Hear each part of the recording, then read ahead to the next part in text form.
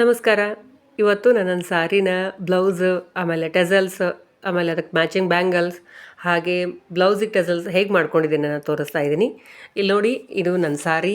ಈ ಸಾರಿಗೆ ಮ್ಯಾಚ್ ಆಗೋ ಥರ ಈ ಬ್ಲೌಸ್ನ ಸಿಂಪಲ್ ಬ್ಲೌಸ್ ಹೊಲಿಸಿ ಅದಕ್ಕೆ ಮ್ಯಾಚಿಂಗ್ ಫ್ಯಾಬ್ರಿಕ್ ತೊಗೊಂಡು ಎಕ್ಸ್ಟ್ರಾ ಫ್ಯಾಬ್ರಿಕ್ ತೊಗೊಂಡು ಇದು ಫ್ರಂಟ್ ಸೈಡ್ ಮೇಲೆ ಸೆರಗ್ ಬರ್ತದಲ್ಲ ಅದ್ರ ಮೇಲ್ಗಡೆ ಇದು ಬರೋ ಹಾಗೆ ಹೊಲಿಸಿದ್ದೀನಿ.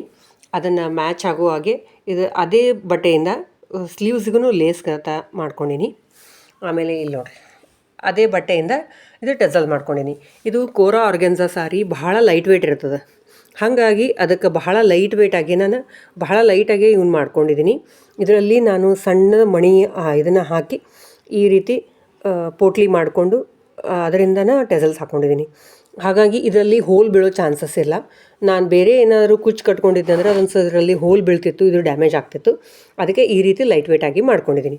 ಆಮೇಲೆ ಇದು ಸಿಂಪಲ್ಲಾಗಿ ಸಾರಿ ಬ್ಲೌಸಿಗೂ ಟೆಸಲ್ ಮಾಡ್ಕೊಂಡಿದ್ದೀನಿ. ಅದಕ್ಕೆ ಮ್ಯಾಚಿಂಗ್ ಫ್ಯಾಬ್ರಿಕ್ನ ಎಡ್ಜಿಗೆ ಹಚ್ಕೊಂಡಿದ್ದೀನಿ. ಆಮೇಲೆ ಇಲ್ಲಿ ನೋಡಿ, ಇದು ಬ್ಯಾಂಗಲ್ಸ್ ಪಿಂಕ್ ಆ್ಯಂಡ್ ಬ್ಲ್ಯಾಕ್ ಅದಕ್ಕೆ ಮ್ಯಾಚಿಂಗ್ ಆಗೋ ಥರ ನಾನು ಮಿರರ್ ವರ್ಕ್ ಮೇಲೆ ಹಿಂಗೆ ಡಿಸೈನ್ ಮಾಡ್ಕೊಂಡಿದ್ದೀನಿ.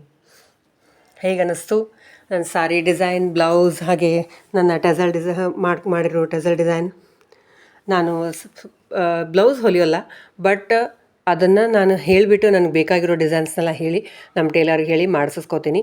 ಅವರು ಚೆನ್ನಾಗಿ ಹೊಲ್ಕೊಡ್ತಾರೆ. ನಾನು ಮಾಡಿರೋದು ಚೆನ್ನಾಗಿ ಇಷ್ಟ ಆಗಿತ್ತು ಅಂದರೆ ಡೆಫಿನೆಟ್ಲಿ ಲೈಕ್ ಮಾಡಿ ಆ್ಯಂಡ್ ನಾನು ಸಬ್ಸ್ಕ್ರೈಬ್ ಮಾಡಿ ನಮ್ಮ ಚಾನಲ್ಗೆ. Thank you so much.